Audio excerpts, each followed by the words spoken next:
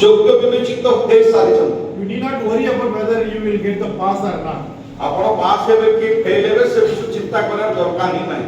You can do whatever you want to do out of love, out of gratitude, you can do it. ଆପଣ କୃତଜ୍ଞତାର ସହିତ ପ୍ରେମରେ ଆପଣ ଯାହା କିଛି କରିବା କଥା ପ୍ରକୃତି ମତେ କରି ଚାଲନ୍ତୁ। Amen. ଆମେନ୍। Read Ephesians 4:1. ଏଫେସୀୟ ପୁସ୍ତକ 4:1 ପଢନ୍ତୁ।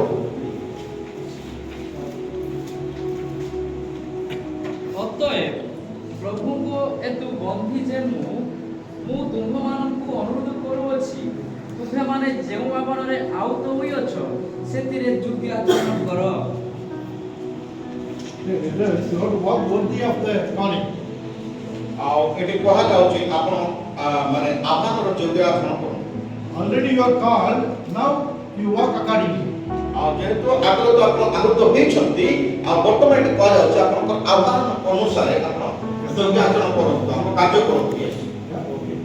So it is not that you call, you walk worthily, then you will be called. It is not like that. ଆଉ ଆପଣ ଯୋଗ୍ୟ ଆଚରଣ କରିବା ଦ୍ୱାରା ହିଁ ଆପଣଙ୍କୁ ଡକାଯିବ, ସେମିତି ନାହିଁ। ଆପଣ ଡକା ଯାଇ ଅଛନ୍ତି ଯୋଗ୍ୟ ବିବେଚିତ You ହେଇ are already called, now you walk accordingly. ଯେହେତୁ ଆପଣଙ୍କୁ ଯୋଗ୍ୟ ବିବେଚିତ କରି ଡକା ଯାଇଥିବାରୁ ଆପଣ ଯୋଗ୍ୟ ଆଚରଣ କରନ୍ତୁ। Hallelujah. Hallelujah. Santoshama? Are you happy? ଆପଣ ଖୁସି? Because what you are doing is not to qualify. What you are doing is to get reward. ଆଉ ଆପଣ ଯାହା କରୁଛନ୍ତି ଯୋଗ୍ୟ ହେବା ପାଇଁ କରୁନାହାନ୍ତି, ଏବେ ଯାହା ଆପଣ କରୁଛନ୍ତି ଆଉ ଆପଣ ପୁରସ୍କାର ପାଇବା ନିମନ୍ତେ କରୁଅଛନ୍ତି। If it is for qualifying purpose, then you have to do it out of fear. ଯଦି ଏଇଟା ଆପଣ ଯୋଗ୍ୟ ବିବେଚିତ ହେବା ପାଇଁ ଆପଣ କରୁଛନ୍ତି ତାହେଲେ ଆପଣଙ୍କୁ ଭୟରେ କରିବା ଦରକାର। But you are already qualified, now you do out of love. ଆଉ ଯେହେତୁ ଆପଣ ଯୋଗ୍ୟ ବିବେଚିତ ହେଇଥିବାରୁ ଏହା ପ୍ରେମରେ ଆପଣ ସାଧନ କରନ୍ତୁ। Amen. Amen. So you are not going to do and lose anything. ତ ଦ୍ୱାରା ଆପଣ କୌଣସି କିଛି କରିବେ ନା। You can do it as you like. ଆପଣ ଯେମିତି ଚାହୁଁଛନ୍ତି ଆତ୍ମା ଯେମିତି ପ୍ରାଣାୟାମ And you କରିଛନ୍ତି can glorify God. ଆଉ ତ ଦ୍ୱାରା ଆପଣ ଈଶ୍ୱର ଗୌରବ କରିପାରିବେ। The same way God already qualifies us. ଆଉ ଠିକ ସେଇଭଳି ଭାବରେ ପ୍ରଭୁ ଆମକୁ ଯୋଗ୍ୟ କରିସାରିଛନ୍ତି। See, salvation is not our work, it is God's grace. ପରିତ୍ରାଣ ଆମମାନଙ୍କର କାର୍ଯ୍ୟ ଦ୍ୱାରା ହେଇନାହିଁ, ଏହା ସମ୍ପୂର୍ଣ୍ଣ ତାଙ୍କ ଅନୁଗ୍ରହ ଦ୍ୱାରା ସାଧନ ହୋଇଛି। It is God's gift. ଏହା ଆମମାନଙ୍କ ପ୍ରତି ତାଙ୍କର ଦାନ ଅଟେ। Even calling and ministry is also God's gift. ଆଉ ଆହ୍ୱାନ ଆଉ ସେବା କାର୍ଯ୍ୟ ମଧ୍ୟ ତାଙ୍କର ଦାନ ଅଟେ। It is free. ଏଟା ବିନା ମୂଲ୍ୟରେ ଦିଆଯାଇଛି। He qualified us. ସେ ଆମମାନଙ୍କୁ ମାନେ ଯୋଗ୍ୟ କରିଛନ୍ତି। No one should think that you are not qualified. କେହି ବି ଆପଣ ଭାବନ୍ତୁ ନାହିଁ ଯେ ଆପଣ ଅଯୋଗ୍ୟ ବୋଲି। Are you clear in it? ଆପଣ ଏ ବିଷୟରେ ସ୍ପଷ୍ଟ ଏଥିରେ Okay. ଠିକ ଅଛି। So let us read this chapter to understand the difference between Old Testament and New Testament.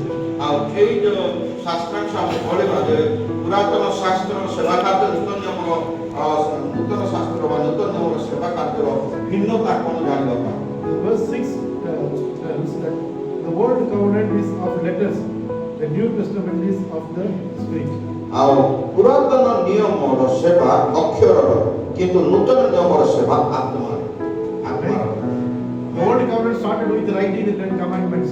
ପୁରାତନ ନିୟମର ସେବା କାର୍ଯ୍ୟ ମାନେ ସେ 10 ଆଜ୍ଞା ଲେଖିବା ଦ୍ୱାରା ତାହା ଆରମ୍ଭ ହୋଇଛି। And afterwards, they wrote many more covenants, many more commandments. ସେମାନେ ଅନେକ ଆଦେଶ ଗୁଡ଼ିକ ନିୟମ ଗୁଡ଼ିକ ସେମାନେ ଲେଖିଲେ। And finally, they came up with 613. ଶେଷରେ ସେମାନେ 613ଟି ନିୟମ ଲେଖିଲେ। 365 do's and balance don'ts. ଆଉ 365ଟି ଟା ନିୟମ ମାନେ କରିବା ପାଇଁ। Whatever you need to do, that is 365. Whatever you should not do, that is balance. ହଁ ଆଉ ଯୋଉଟା କରିବା ଦରକାର ସେଇଟା ହେଉଛି 365ଟା ନିୟମ। ଆଉ ଯାହା ଆପଣ କରିବେ ନାହିଁ ଆଉ ସେଇଟା କ'ଣ କାଟା ଯାହା ରହିଲା। And finally, if you fail in one, you fail everything. ଆଉ ଶେଷରେ କୁହାଗଲା ଯେ ଗୋଟେ ବିଷୟ ଆପଣ କରିପାରିବେ ନାହିଁ, ଛୁଟି କରିବେ ତାହେଲେ ସବୁ ସେଇଠି ବସିବେ And you lose everything. ଆଉ ତୁମେ ସବୁ ବିଷୟ କରିବେ। The old law that is given not to make you righteous, but to make you understand you cannot become righteous. ଆଉ ପୁରାତନ ନିୟମ ଯାହା ଶିଖଉଛି ଆପଣଙ୍କୁ ଧାର୍ମିକ ହେବା ପାଇଁ ନୁହେଁ, ବରଂ ଆପଣ ଧାର୍ମିକ ହେଇପାରିବେ ନାହିଁ ବୋଲି କିଛି ଅଛି। It's like a mirror. ଯେମିତିକି ଆପଣ ଦର୍ପଣରେ ଆପଣ ଦର୍ପଣ ପରି You can see that ଆପଣ ଦେଖିବେ, and you can understand that your hair is not correct. ଆପଣ ଦେଖିବେ ଆଉ ଜାଣିପାରିବେ ଯେ ଆପଣଙ୍କର ଚୁଟି ଠିକ ମୁଣ୍ଡ ଠିକ ଚୁଟି ଠିକରେ କୁଣ୍ଡେଇ ନାହାନ୍ତି। It will not comb your hair. ଆପଣ ଚୁଟି ଭଲରେ କୁଣ୍ଡେଇ ନାହାନ୍ତି। That will not comb your hair. You can only see that, ଆପଣ ଦେଖିବା ଦ୍ୱାରା ଆପଣ ଜାଣିବେ ଯେ ଆପଣ ମୁଣ୍ଡ କୁଣ୍ଡେଇ ନାହାନ୍ତି। right? ହଁ। For combing your hair, you need another. ଆଉ ସେ ମୁଣ୍ଡ କୁଣ୍ଡେଇବା ପାଇଁ ଆଉ ଗୋଟେ ପାନୀୟ ଦରକାର। The Old Testament is not helping you. It is telling you that you are not right. ଆଉ ଏ ପୁରାତନ ନିୟମ ଆପଣଙ୍କୁ ସାହାଯ୍ୟ କରିବା ପରିବର୍ତ୍ତେ ଆପଣ ଠିକ ନାହିଁ ବୋଲିକି ଦେଖେଇଦିଏ। That is why no one ever fulfilled the law. ଆଉ ସେଥିପାଇଁ କେହି ବି ବ୍ୟବସ୍ଥା ସଫଳ Only କରିପାରିଲେ ନାହିଁ। Jesus did it. କେବଳ ଯୀଶୁ ହିଁ ତା ପୁରା କଲେ। And he abolished it. ଆଉ ମଧ୍ୟ ତାହା ସେ ପୁରା ମାନେ ସମାପ୍ତ କଲେ। And because Old Testament requires you have to do everything to get righteous. ପୁରାତନ ନିୟମରେ ଯାହା କିଛି ଆପଣଙ୍କର ମାନେ ଧାର୍ମିକ ହେବା ନିମନ୍ତେ ଆପଣ କରୁଥିଲେ, But the new covenant tells that by faith you are made righteous. କିନ୍ତୁ ନୂତନ ନିୟମ କୁହେ ବିଶ୍ୱାସ ଦ୍ୱାରା ଆପଣ ଧାର୍ମିକ ହେବେ। Amen. Very easy. ବହୁତ ସହଜ। Just believe Jesus, his righteousness you get, that's all. ଆଉ ଯୀଶୁକୁ ବିଶ୍ୱାସ କରନ୍ତୁ, ତାଙ୍କ ଦ୍ୱାରା ତାଙ୍କ ଧାର୍ମିକତା ଆପଣ ପ୍ରାପ୍ତ କରିବେ। Amen.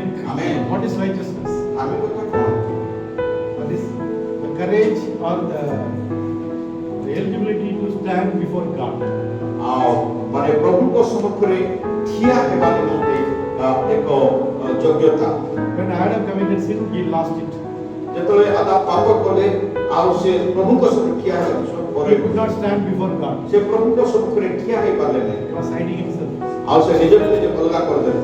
But Jesus died for us. He gave his righteousness to us. ଆଉ ଯୀଶୁ ଆମମାନଙ୍କ ପାଇଁ ମୃତ୍ୟୁବରଣ କରି ତାଙ୍କ ଧାର୍ମିକତା ଆମକୁ ଦେଲେ। That's why we read in Hebrews that we come to the throne of grace boldly. ଆଉ ସେଥିପାଇଁ ଏଭଳି ପୁସ୍ତକରେ କୁହାଯାଉଛି ଆମେ ତାଙ୍କ ସିଂହାସନ ସମ୍ମୁଖ କ୍ରମେ ସାହସରେ ଆସୁ। Amen. Amen. So his righteousness we come. ଆଉ ତାଙ୍କ ଧାର୍ମିକତା ବିଶ୍ୱାସ ଦ୍ୱାରା ଆମେ ପ୍ରାପ୍ତ ହେବୁ। So this Old Testament is of letters. ଆଉ ଏ ଯୋଉ ପୁରାତନ ନିୟମ ସବୁ ଅକ୍ଷର, But new covenant is of spirit. କିନ୍ତୁ ନୂତନ ନିୟମ ଆତ୍ମା। Okay, letters. ଆତ୍ମା ଅଟେ। What happened to this verse tells letters kills. ଛୋଟ କହୁଛି ଆମେ ତାହା ମାନେ ମୃତ୍ୟୁଜନକ। Read it please.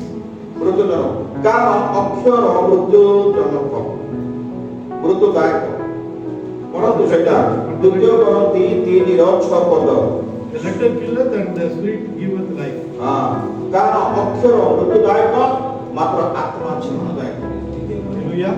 ଦ୍ୱିତୀୟ କରନ୍ତି 3:6 ପଦ ଶେଷ ଅଂଶ। It is in this paper. Any of you can see.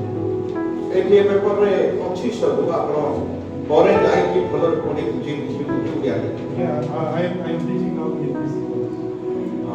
ଏବେ Devil. ଦେବଙ୍କ ଯୋଉଟା ଲେଖା ଅଛି ସେଟା ଆମେ ଦେଖୁ। Okay.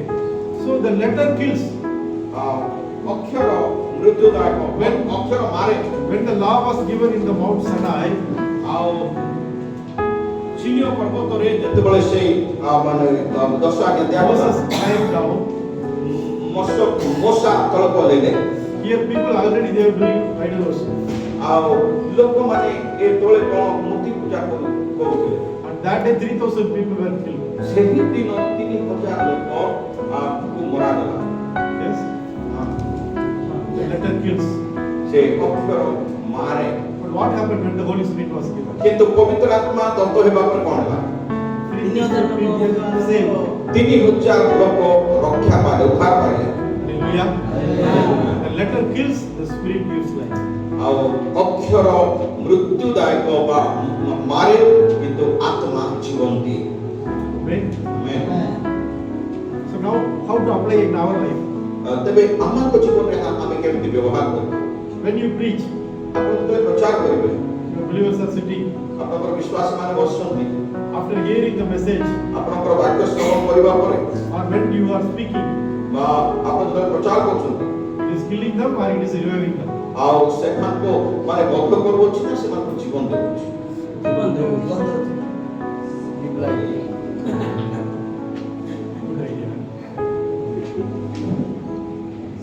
It has to be like this, but what you are doing already? ସେମିତି ତ ହେବା କଥା କିନ୍ତୁ ଆପଣ ଏପର୍ଯ୍ୟନ୍ତ କେମିତି କରି ଆସୁଥିଲେ ଆପଣଙ୍କ ପଚାରିବାର ଜଣେ ଜୀବନ ପାଉଥିଲେ ନା ଆଟେ କରି ଖାଉଥିଲେ ଖାଲି See, your messages are giving life good, but already if your messages are killing the people, change. ଆଉ ଯଦି ଆପଣଙ୍କ ବାକ୍ୟ ଦ୍ୱାରା ଆମେମାନେ ଜୀବନ ପାଉଥିଲେ ତ ଠିକ କଥା ଯଦି ଜୀବନ ପାଇବା ମତେ ଜୀବନ ଭଲରେ ନାହିଁ କି ମରଣ ଭଲ ନାହିଁ ଦରଦରିଆ ଅବସ୍ଥାରେ ଅଛନ୍ତି ତାହେଲେ ଚେଞ୍ଜ କରନ୍ତୁ ପ୍ରଚାର ଷ୍ଟାଇଲ ଚେଞ୍ଜ କରନ୍ତୁ ଏବେ ଯେମିତି କହୁଛି ସେମିତି କରନ୍ତୁ ଜୀବନ ଦେଲା ଭଳି ବାକ୍ୟ Some person may not have given full time that month. ହୋଇପାରେ ସେହି ମାସରେ ଆପଣ ପୂର୍ଣ୍ଣ ସମୟ ଦେଇପାରିନଥିବେ You don't know whether he paid you for hospital or any other thing, you don't know. ହୋଇପାରେ ଆପଣଙ୍କୁ ଜଣା ନାହିଁ କୌଣସି କାରଣବଶତଃ ଆପଣ ତାହା କରିପାରିବେ Don't make it a message point. ତାକୁ ନେଇକି ଆପଣ ବାକ୍ୟ ପ୍ରସ୍ତୁତ କରନ୍ତୁ Don't kill him in your message. ଆପଣଙ୍କର ବାକ୍ୟକୁ ମାରନ୍ତୁ Okay. Don't speak for the people. ଲୋକମାନଙ୍କ ପାଇଁ କୁହନ୍ତୁ Let your message convey what is in God's heart to the people's heart through your mouth. ଆଉ ଆପଣଙ୍କ ମୁଖ ଦ୍ୱାରା ଈଶ୍ୱରଙ୍କର ହୃଦୟ ଲୋକମାନଙ୍କ ହୃଦୟକୁ ପହଞ୍ଚିଥାଏ ବା ଈଶ୍ୱରଙ୍କର ହୃଦୟ ପରେ ଲୋକମାନଙ୍କ ହୃଦୟ ଫେରିବ ସେଥିପାଇଁ ଆପଣ ପ୍ରାର୍ଥନା କରନ୍ତୁ। Don't just make a message out of WhatsApp. ଆଉ ହ୍ୱାଟ୍ସଆପରେ ଯୋଉ ମେସେଜ ଗୁଡ଼ା କରନ୍ତି ସିଧା ସେଟା ଦେଖିକି ପ୍ରସାରିତ କରିକି ଦିଅନ୍ତୁ Don't hear many messages and make it one message. ଆଉ ଅନେକ ବାକ୍ୟ ଶ୍ରବଣ କଲା ପରେ ନିଜର ବାକ୍ୟ କରିକି ସେଟା ଦିଅନ୍ତୁନି Ask the Lord to speak and speak what God does. ଆଉ ପ୍ରଭୁ ପ୍ରାର୍ଥନା କରନ୍ତୁ ପ୍ରଭୁ ମୁଁ କଣ କହିବି ତୁମେ ମୋତେ କଥା କୁହ। Make Jesus as your ଏବଂ example. Make Jesus as your example. ଆଉ ଆପଣ ନିଜ ଜୀବନରେ ଯୀଶୁକୁ ଉଦାହରଣ ସ୍ୱରୂପ ନିଅନ୍ତୁ Hallelujah. Hallelujah How Jesus spoke, you speak. ଆଉ ପ୍ରଭୁ କେମିତି ମାନେ ପ୍ରଚାର କରନ୍ତୁ Carefully study how Paul preached, how Peter preached. Like ଜ୍ଞାନର ସହିତ ଆପଣ ବାକ୍ୟ ଅଧ୍ୟୟନ କରନ୍ତୁ ଜ୍ଞାନ କରନ୍ତୁ ପାଉଲ କେମିତି ପ୍ରଚାର କଲେ ପିତର କେମିତି ପ୍ରଚାର କଲେ ଯୀଶୁ କେମିତି ପ୍ରଚାର କଲେ ଆଉ ସେ ସବୁକୁ ଧ୍ୟାନ ଦିଅନ୍ତୁ ଏବଂ ତଦନୁସାରେ ପ୍ରଚାର କରନ୍ତୁ Hallelujah. Hallelujah How Paul preached in Mars, the stage in the Mars. Mars ବୋଲି ଗୋଟେ ଜାଗା ସେଠି ସେ ଷ୍ଟେଜରେ ସେ କେମିତି ପ୍ରଚାର କଲେ So how he preached in the Cornelius house. ଆଉ ସେ କର୍ଣ୍ଣେଲିୟଙ୍କ ଗୃହରେ ସେ କେମିତି ପ୍ରଚାର କଲେ ପିତର When he spoke in Cornelius house, he never mentioned anything about sin. You know that? ଆଉ କର୍ଣ୍ଣେଲିୟଙ୍କ ଗୃହରେ ସେ ଯୋଉ ପ୍ରଚାର କଲେ ସେଇଠି ପାପ ବୋଲି ଶବ୍ଦ ହିଁ ସେ ବ୍ୟବହାର କରିନାହାନ୍ତି He did not tell you did that sin, this, that. He did not tell anything. ଆଉ ସେ ତମେ ଏ ପାପ କଲ ସେ ପାପ କଲ ଏଇଟା କଲ ସେଇଟା କଲ ଏ ସବୁ ସେ କହିଲେ ନାହିଁ He did not tell them you confess all your sins like that. ଆଉ ବର୍ତ୍ତମାନ ତମେ କରିଥିବା ସମସ୍ତ ପାପ ସ୍ୱୀକାର କର ବୋଲି ସେ କହିଲେ ନାହିଁ What happened? କିନ୍ତୁ କଣ ହେଲା They were all filled with the Holy Spirit. ସେମାନେ ସମସ୍ତେ ପବିତ୍ର ଆତ୍ମାରେ ପୂର୍ଣ୍ଣ ହେଲେ Yes or no? ହଁ ନା ନାହିଁ Cornelius house. କର୍ଣ୍ଣେଲିୟଙ୍କ ଗୃହରେ Okay. See, let us study from the scripture how they preached. ଆଉ ଆଉ ଆମମାନେ ଧ୍ୟାନ କରିବା ମାନେ ଅଧ୍ୟୟନ କରିବା ଯେ ସେମାନେ କେମିତି ପ୍ରଚାର କଲେ And what is the result? ଆଉ ତାର ଫଳାଫଳ କଣ And you follow them, you get this result. ଆଉ ଆପଣ ଯେତେବେଳେ ତାହା ଅନୁକରଣ କରିବେ ଜୀବନରେ ବ୍ୟବହାର କରିବେ ତାର ନିଶ୍ଚିତ ସେମାନଙ୍କ ଉପରେ ଫଳ ପାଇବେ Hallelujah. Hallelujah. Many people they want to speak very fiery speeches. ଅନେକ ଲୋକ ପୁରା ମାନେ ନିଆଁରେ ପ୍ରଚାର କରିବା ପାଇଁ ପସନ୍ଦ କରନ୍ତି And the fire will consume everybody, ଆଉ ସେ ନିଆଁ ସମସ୍ତଙ୍କୁ ଗ୍ରାସ କରେ and then they are happy. ମାନେ ଗ୍ରାସ କଲା ସେମାନେ ବଡ଼ ଖୁସି And another two people will leave the church ଆଉ ଦୁଇ ଜଣ ସେ ମଣ୍ଡଳୀ ଛାଡ଼ିକି ଚାଲିଯାଏ because of your problem. ଯେହେତୁ ଆପଣଙ୍କ ସମସ୍ୟା Stop it.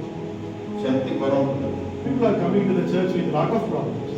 ଲୋକମାନେ ଅନେକ ସମସ୍ୟା ନେଇ ମଣ୍ଡଳୀକୁ ଆସିଥାନ୍ତି So you need to bring the words that can comfort them and guide them and make them to more gratitude towards God.